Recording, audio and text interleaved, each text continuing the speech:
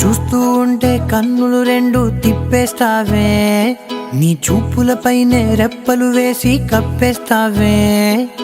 కనిపించని దేవుణ్ణే కన్నార్పక చూస్తావే, కన్నుల ఎదుటే నేనుంటే కాదంటున్నావే. చూపే బంగారం